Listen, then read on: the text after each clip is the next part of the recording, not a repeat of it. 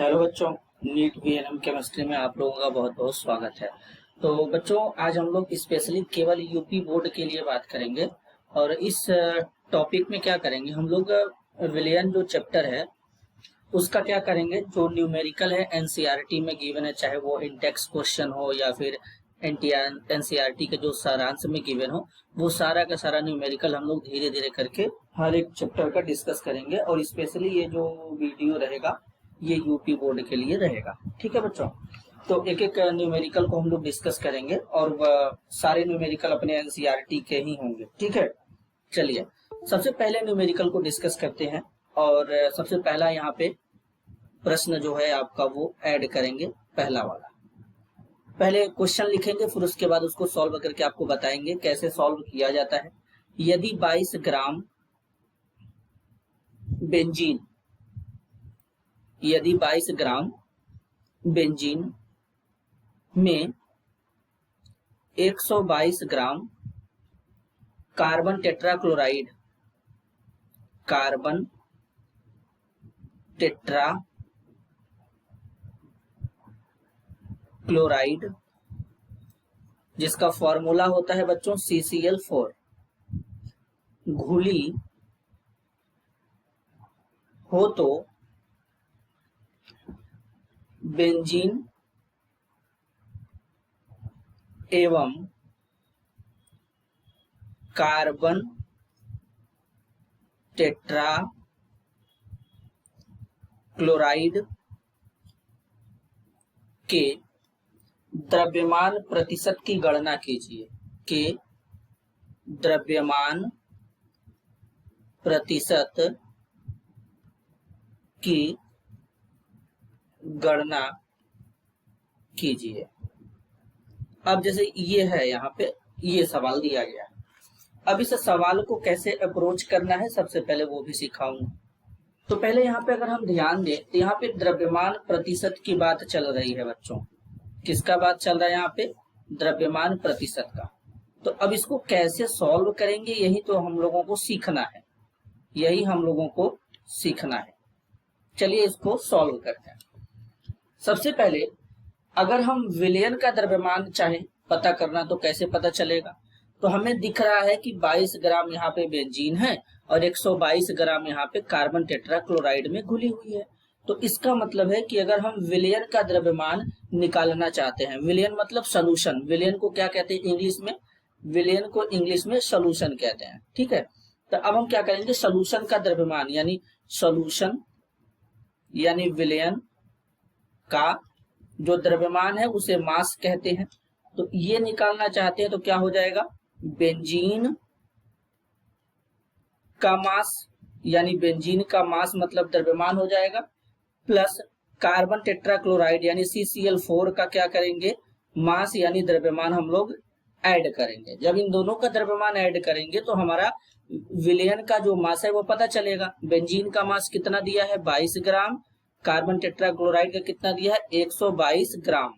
तो ये भी ग्राम में है, ये भी ग्राम में है, तो यहाँ पे कितना हो जाएगा, 144 ग्राम। इतना उम्मीद है समझ में आया होगा। अब इसके बाद क्या करना है बच्चों, आगे देखिए। अब हमको मान लो बेंजीन का द्रव्यमान प्रतिशत निकालेंगे, फिर उसके बाद कार्बन टेट्राक्लोराइड का भी निकालेंगे। तो द्रव्यमान प्रतिशत निकालने के लिए मैंने डिटेल में क्लास में पढ़ाया हुआ है, ऑफलाइन में भी ऑनलाइन में भी मैंने बताया हुआ है, लेक्चर है, आप जाके देख सकते हैं। तो बेंजीन का द्रव्यमान प्रतिशत पहले निकाल लेते हैं।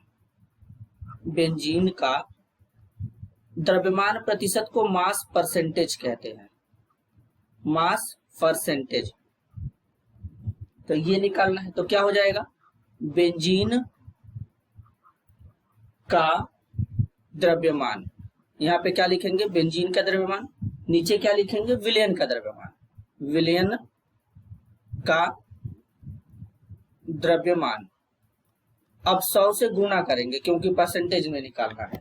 तो अब हम यहाँ पे इतना कर चुके हैं, तो अब क्या करेंगे बच्चों, जरा ध्यान दीजिएगा। बेंजीन का द्रव्यमान कितना था, 22 ग्राम, तो ऊपर लिख देंगे 22 ग्राम। विलयन का द्रव्यमान अभी अभी हम लोगों ने निकाला है, यहाँ से आप देख सकते हैं 144 ग्राम है, तो नीचे कितना लिख देंगे, 144 ग्राम, और 100 से क्या कर देंगे, गुणा कर देंगे। इसके बाद जब इसको सॉल्व करेंगे तो यहाँ पर हमारा ये कितना निकल करके आएगा, तो ये निकल के आएगा 15.28%। ये हो जाएगा। अगर हम कार्बन टेट्राक्लोराइड का निकालना चाहते हैं, ये तो बेंजीन का हो गया, यदि हम कार्बन टेट्राक्लोराइड यानी CCl4 का द्रव्यमान प्रतिशत यानी परसेंटेज निकालना चाह रहे हैं तो कैसे निकालेंगे, तो यहाँ पे क्या हो जाएगा, CCl4 यानी कार्बन टेट्राक्लोराइड का मास लिख देंगे और उसके बाद नीचे क्या लिखेंगे, विलेन का मास लिख देंगे, मास ऑफ सॉल्यूशन यानी विलेन का मास लिख देंगे। और क्या करेंगे बच्चों, 100 से मल्टीप्लाई यानी गुणा कर देंगे। तो अब कार्बन टेट्राक्लोराइड का मास कितना था, 122 ग्राम था और विलेन का मास कितना निकला था, 144 ग्राम। यहाँ पे लिख देंगे तो ये 144 हो जाएगा और 100 से क्या कर देंगे, गुणा कर देंगे। तो फिर टोटल जब सॉल्व करेंगे तो 84.72% आएगा, इतना आएगा। अब अगर हम चाहते हैं तो कार्बन टेट्राक्लोराइड का अगर हम निकालना चाहते तो इतना अगर फॉर्मूला पुट नहीं करते तब भी तुम निकाल सकते थे। कैसे, देखो 100 में से क्या कर सकते थे, 100 में से बेंजीन का द्रव्यमान प्रतिशत माइनस कर देते, यानी 15.28% अगर तुम माइनस कर देते तब भी तुम्हारा आ जाता 84.72%। ठीक है, तो ऐसे भी तुम सॉल्व कर सकते थे। तो ये देखो बड़ा ही बढ़िया क्वेश्चन था, किसका था, एनसीईआरटी का। ठीक है, आगे चलते हैं। अब बात करेंगे प्रॉब्लम यानी समस्या 2, ये भी एनसीईआरटी। अब चलो लिखते हैं न्यूमेरिकल को, लिखें, ठीक है। एक विलयन में बेंजीन का 30%, एक सॉल्यूशन है मतलब विलयन है में बेंजीन यानी फॉर्मूला बेंजीन का C6H6 होता है, बेंजीन का 30% यानी 30% द्रव्यमान यानी मास कार्बन टेट्राक्लोराइड में घुला हुआ हो तो, यानी CCl4 में घुला हुआ हो तो बेंजीन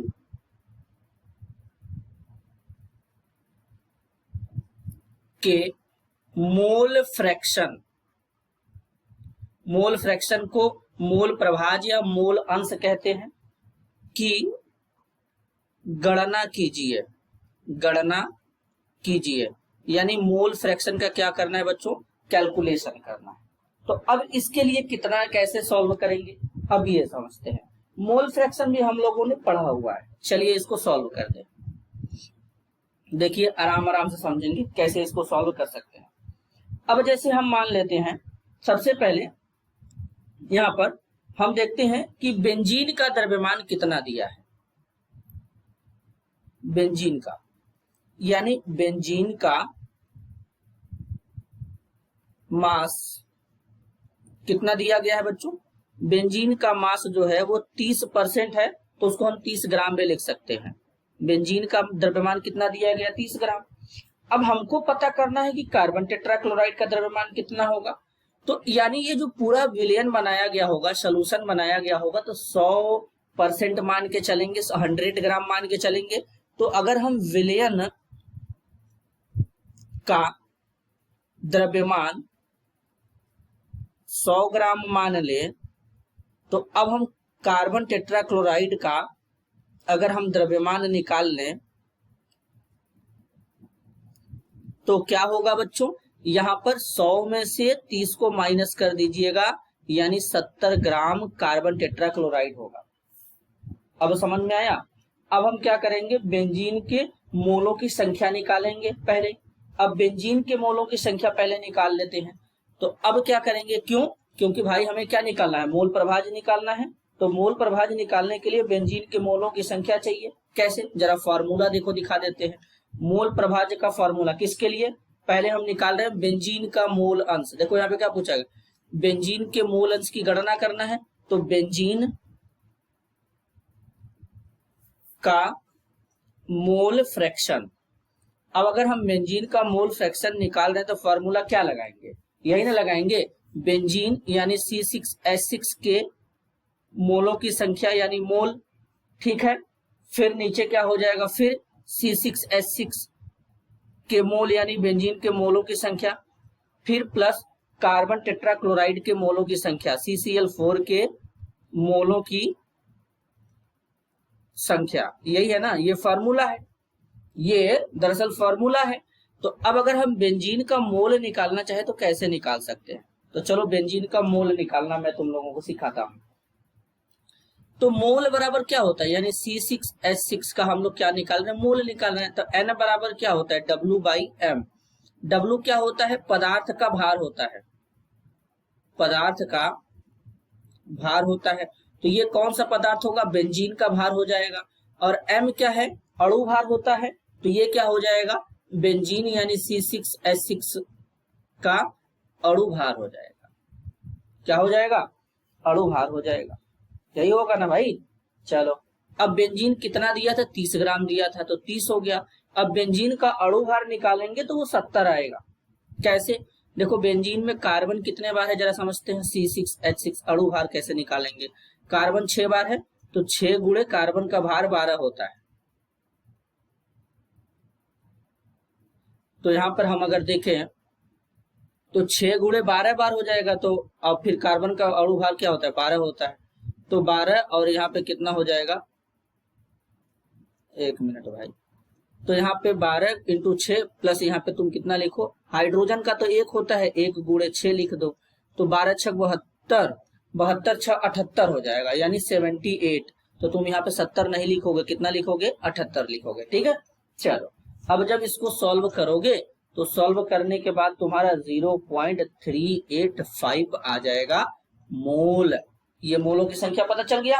अब इसी तरीके से कार्बन टेट्राक्लोराइड के भी मोलों की संख्या निकाल लो। तो जब तुम CCl4 के मोलों की संख्या लोगे तो अब इसके मोलों की संख्या जब निकालोगे तो कैसे निकालोगे, कार्बन टेट्राक्लोराइड का भार 70, अणु भार 154 होता है, CCl4 फॉर्मूला है, कार्बन का कितना हो जाएगा 12, क्लोरीन यहाँ पे 4 बार है, 4 गुणे 35.5 क्लोरीन का। जब सॉल्व करोगे तो 154 आ जाएगा आराम से, ठीक है। फिर इसको जब कट करेंगे यहाँ से तो तुम्हारा आ जाएगा 0.455 मोल आ जाएगा। अब इतना हो गया। अब इतना करने के बाद क्या करोगे, जो फॉर्मूला लिखे थे बेंजीन के बेंजीन यानी C6H6 का मोल प्रभाज, यही लिखे थे ना। तो बेंजीन के मोलों की संख्या कितना है, 0.385, यही था। फिर में बेंजीन के मोलों की संख्या लिखा गया था, तो 0.385 प्लस कार्बन टेट्राक्लोराइड के मोलों की संख्या 0.455, यही था ना भाई। जब इसको प्रॉपरली जब तुम सॉल्व करोगे तो तुम्हारा कितना आ जाएगा, यहाँ पे आ जाएगा 0.458 आ जाएगा। तो ये तुम्हारा बेंजीन का मूल प्रभाज निकल करके आ जाएगा बेटा। क्लियर है, चलो उम्मीद है समझ में आया होगा। देखो कितना बढ़िया सवाल था दोनों NCERT का, ठीक है। तो ऐसे रिवीजन करते हैं, और ये परेशान होने की जरूरत नहीं है कि मतलब अगर एग्जाम में अगर आता है तो इसको हिंदी में लिखेंगे कि इंग्लिश में लिखेंगे। देखो, तो अगर तुम यूपी बोर्ड के हो, पूरा अगर हिंदी में लिखोगे तब भी कोई दिक्कत नहीं है, पूरा इंग्लिश में लिखोगे तब भी कोई दिक्कत नहीं एग्जाम में, बोर्ड में, या फिर बोर्ड में हिंदी और इंग्लिश दोनों मिला के जिसे इंग्लिश कहते हैं, अगर वो भी लिखोगे तो कोई दिक्कत नहीं है, नंबर प्रॉपर और पूरा मिलेगा तुमको, ठीक है। आगे चलते हैं, चलो समस्या नंबर 3। अब जरा फिर से समस्या लिखते हैं। निम्नलिखित प्रत्येक विलयन की मोलरता की गणना कीजिए। निम्नलिखित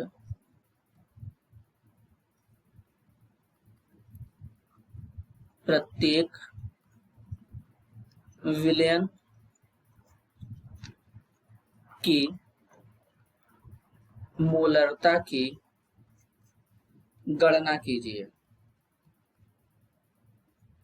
मोलरता का गणना करना है, ठीक है, हमको मोलरता निकालना है। अब यहाँ पे कुछ इसमें पॉइंट वाइज है, वो देख लेते हैं। पहले क्या है, 30 ग्राम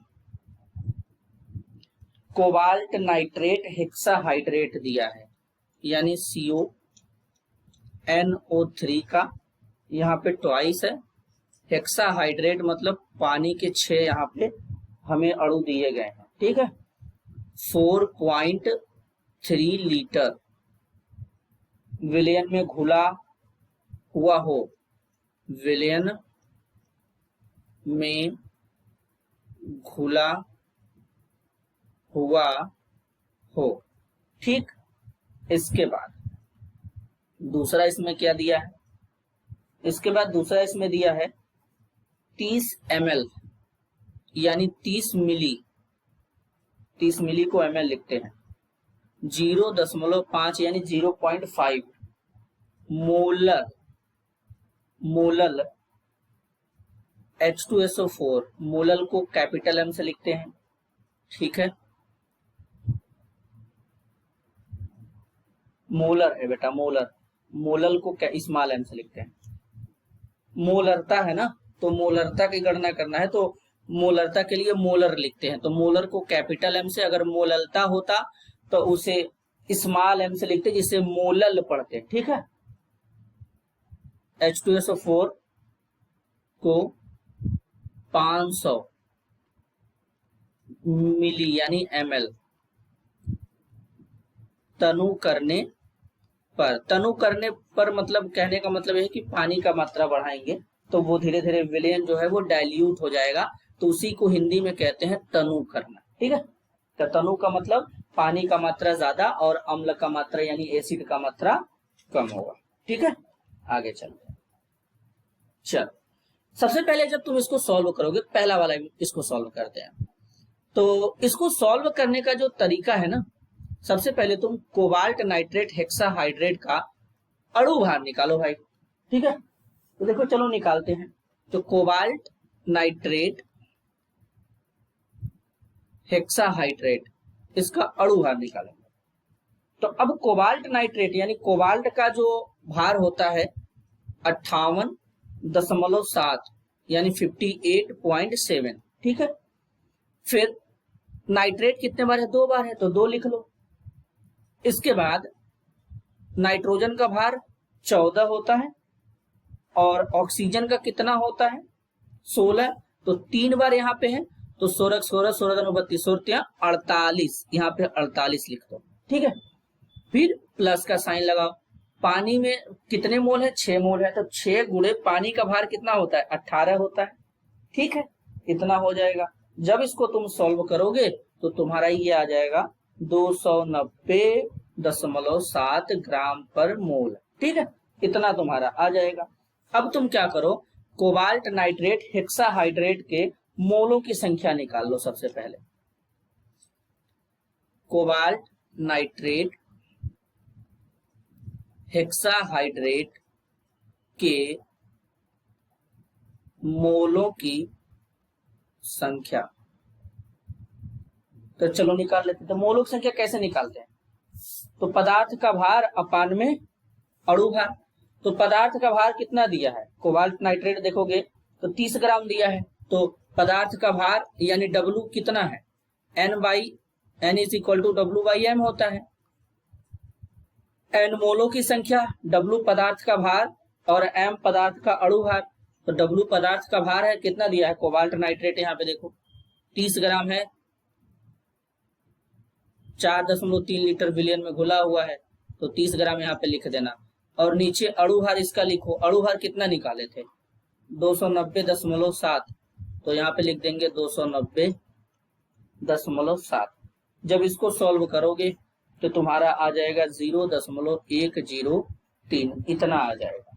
तो यानी अब विलयन का आयतन कितना दिया था, विलयन का वॉल्यूम, वॉल्यूम को हिंदी में आयतन कहते हैं, कितना दिया था 4.3 लीटर, ठीक है। तो यहाँ पर लीटर में ही ऑलरेडी दिया है, कुछ चेंज वेंज करना नहीं है, क्योंकि मोलरता का फॉर्मूला क्या होता है, विलयन के मोलरता, विलयन की मोलरता क्या होता है? विलेय के मोलों की संख्या, विलेय के मोलों की संख्या अपान में विलयन का आयतन, किसमें चाहिए? लीटर में चाहिए। तो विलेय के मोलों की संख्या कितना है? 0.103, यही निकाला गया था अभी अभी। विलयन का आयतन यहाँ पे ऑलरेडी लीटर में दिया है, तो 4.3 यहाँ पे लीटर में दिया ही है, तो 4.3 लिखेंगे। जब इसको सॉल्व कर देंगे तो तुम्हारा जो फाइनल आंसर आएगा 0.024 मोलर, ये आंसर हो जाएगा। ठीक है। मोलरता का मात्रक क्या होता है? मोल पर लीटर। तो मोल पर लीटर को हम लोग मोलर यानी कैपिटल एम भी लिखते हैं, तो तुम ऐसे भी लिख सकते हो, कोई दिक्कत वाली बात नहीं है। आया समझ में? आगे चलते हैं, दूसरा वाला प्रॉब्लम सॉल्व करते हैं। 30 ml 0.5। ठीक है, चलो आओ। अब देखो दूसरा वाला, तो दूसरा वाला हम देखेंगे 0.5 है। तो अगर हम 1000, ठीक है, 1000 ml 0.5 H2SO4 में H2SO4 है, क्यों? जरा देखो भाई, 0.5 500 यहाँ ml यहाँ पे डाइल्यूट कर रहे हैं। ठीक है, तो पहले हम यहाँ पे क्या ऐड करेंगे? 1000 ml 0.5। अब 0.5 क्या है यहाँ पे? ये इसका मात्रा, तो 0.5 H2SO4 में H2SO4 है, तो इसका मतलब 0.5 को डिवाइड कर देंगे 1000 से, और 30 ml यहाँ पे दिया है आयतन, तो 30 यहाँ पे हो जाएगा ml। जब इसको सॉल्व करोगे तो तुम्हारा कितना आ जाएगा? 0.015 मोल आ जाएगा। अब विलयन का आयतन भी दिया है 500, विलयन का जो वॉल्यूम है यानी आयतन दिया है, कितना दिया है? देखो यहाँ पे 500 दिया है, 500 मिलीलीटर, तो यानी तुम यहाँ पे 500 लिखो। तो विलयन का आयतन कितना दिया है? 500, तो 500 है ml। ठीक है, तो अब यहाँ पे हम लोग क्या करेंगे? 500 मिलीलीटर ml में है, तो इसको लीटर में कन्वर्ट करेंगे, तो 1000 से डिवाइड करेंगे, तो 0.500 आ जाएगा लीटर में। अब तुम इसको लिख सकते हो। अब तुम फॉर्मूला लगा दो, विलयन की मोलरता बराबर विलेय के मोलों की संख्या अपान में विलयन का आयतन लीटर में। तो विलेय के मोलों की संख्या क्या है? यही है ना भाई, तो 0.015 हो जाएगा, और डिवाइडेड कर दो विलयन का आयतन 0.500। जब इसको सॉल्व करोगे तो 0.03 मोलर तुम्हारा आंसर आके तैयार हो जाएगा। ठीक है, तो इस तरीके से चीजों को सॉल्व करते हैं। बताओ, हो जाएगा? हो जाएगा भाई। आराम आराम से एक एक चीज को सॉल्व करते हुए चल रहे हैं, कोई दिक्कत वाली बात नहीं है। ठीक है, समझ में आएगा, क्लियरिटी के साथ समझ में आएगा। बोर्ड कोई सा भी हो, केमिस्ट्री का तरीका थोड़ी बदल जाएगा, बस फर्क इतना है कि यूपी बोर्ड में है तो हिंदी में लिखेंगे, अगर सीबीएसई में होते तो इंग्लिश में लिखते। तो वैसे भी चीजें सेम है, वैसे ही बस बताते हुए चलना ही है, कोई दिक्कत वाली बात नहीं है। ठीक है, आगे चलते हैं। चलो नेक्स्ट प्रॉब्लम की ओर हम लोग बढ़ते हैं। बढ़िया प्रॉब्लम है, सॉल्व करते हैं धीरे धीरे चीजों को। चलो, प्रॉब्लम 4 ध्यान से समझना, एनसीईआरटी का है। यूरिया क्या है? यूरिया के 0.25 मोलर। अब मोलर है तो तुम कैपिटल एम भी लिख सकते थे, यानी मोलरता की बात चल रही है। 2.5 किग्रा, किग्रा को केजी भी लिखते हैं। जलीय विलयन को, जलीय विलयन को बनाने के लिए आवश्यक यूरिया, आवश्यक यूरिया के द्रव्यमान, के द्रव्यमान की गणना कीजिए,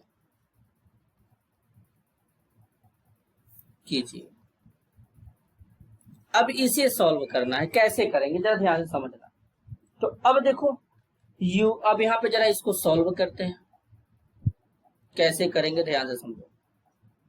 देखो लिखा गया है यूरिया के 0.5 मोलर विलयन का, तो इसका पहले मतलब समझते हैं। यूरिया के 0.25 मोलर का मतलब समझते हैं। क्या समझते हैं? का मतलब, रुको पहले इसको इरेज करते हैं यहां से, ठीक है। का मतलब, अब इसका मतलब समझते हैं कि इसका मतलब क्या है। पहले इसका मतलब क्या है, देखो यूरिया का मोल दिया है, कितना दिया है? 0.25। अब समझे। अब विलायक हमारा क्या है? जाहिर सी बात है विलयन बना है, जलीय विलयन बोला गया है, तो विलायक हमारा क्या होगा? पानी।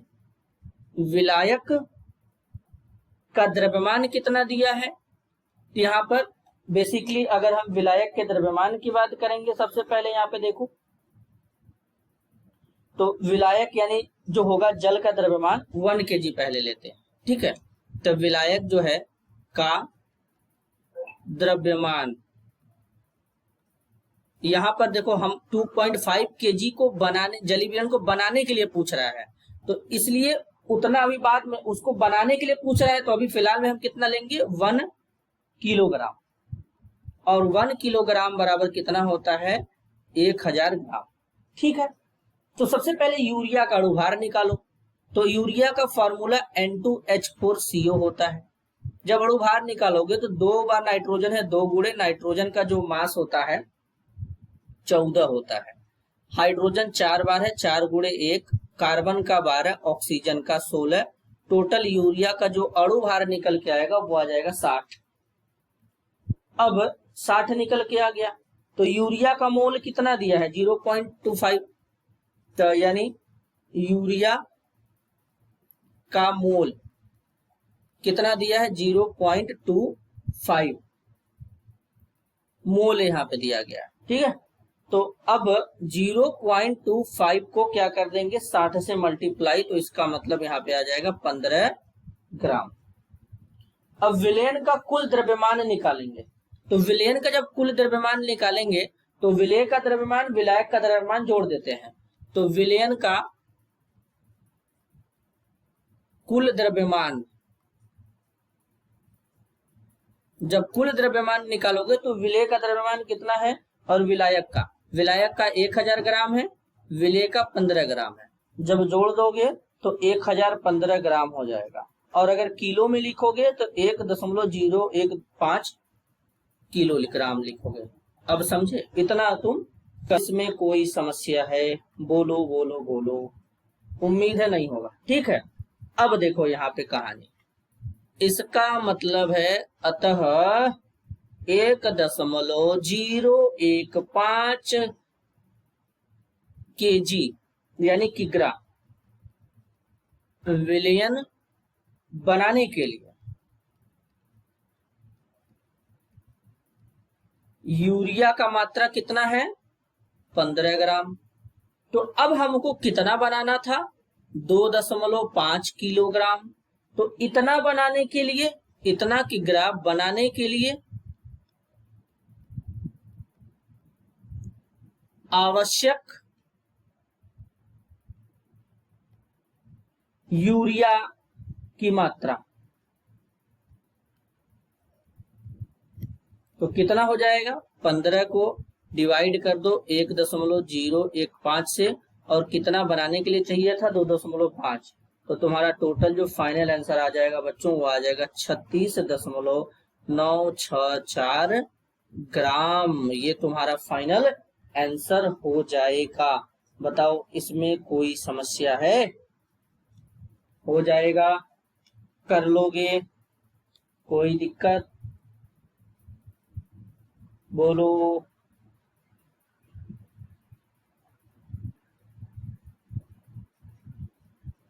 बोलो बोलो बोलो। तो देखो कितना आसान तरीके से हम लोगों ने इस न्यूमेरिकल पार्ट को कवर किया। 1 2 3 4 5। तो देखना इस तरीके से न्यूमेरिकल एग्जाम में अपने बोर्ड के आते हैं। ठीक है, तो पहले इसको देखो, सॉल्व करो, समझो। और भी न्यूमेरिकल है, तो और जो न्यूमेरिकल है हम लोग पार्ट 2 में डिस्कस करेंगे। तो अगर ये तुम लोगों को वीडियो पसंद आया तो लाइक करना, ज्यादा से ज्यादा लोगों तक शेयर करना। ठीक है, तो मिलते हैं अगले वीडियो में, तब तक के लिए धन्यवाद, नमस्कार।